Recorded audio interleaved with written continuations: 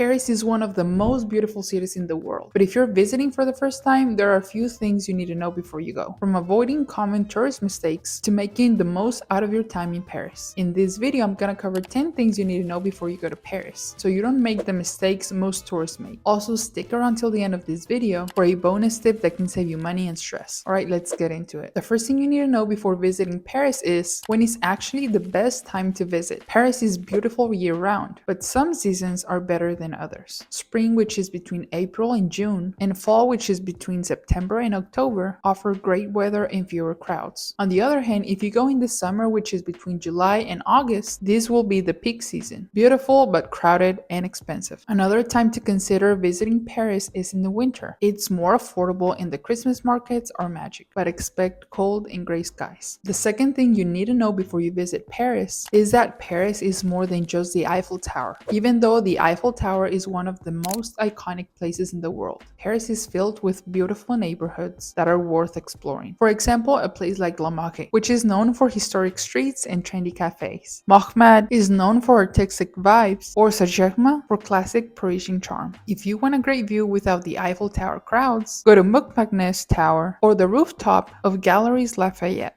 The third thing is to learn a few phrases in French. The French appreciate it when tourists make an effort to speak their language. Essential phrases like bonjour, which is hello, merci, which is thank you, or excusez-moi, which is excuse me. Always greet shopkeepers when entering. It's a small thing, but it makes a big difference. The fourth thing you must know before visiting Paris is that public transportation can be your best friend. The metro is the cheapest and fastest way to get around. Something you can do is to buy a Navigo Easy Pass or a Carnet, which is a 10-ticket bundle instead of paying per ride. Paris is one of the most pickpocketed cities in the world, especially when you're on the metro, so just watch out for pickpockets. Even more on crowded metro lines. You can also use taxis and Ubers. They're a little bit more expensive, but that's another option, especially if you want to avoid big crowds, stairs, and just be more comfortable. Next, we have dining and food tips. Meals in Paris are slow-paced. Restaurants won't rush you like in the US. Also, do not expect free refills or ice in drinks. If you want ice, you have to ask for it. Tipping is not required since it's already included in your bill. You can round up a few euros for good service, but that's optional. If you want free water, you have to ask for it. Some places may want to charge you for bottled water.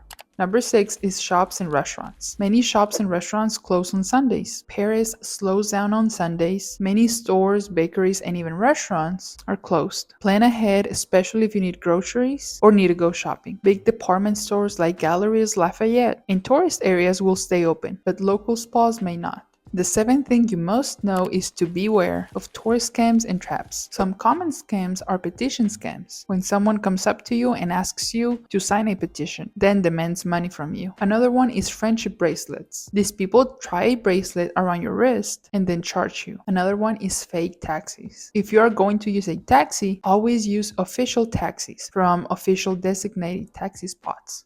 Number 8 is money and payments. To avoid a bad exchange rate, you can use a credit card. They're widely accepted, but always choose to pay in euros to avoid bad exchange rates. The best way to get euros is from bank ATMs.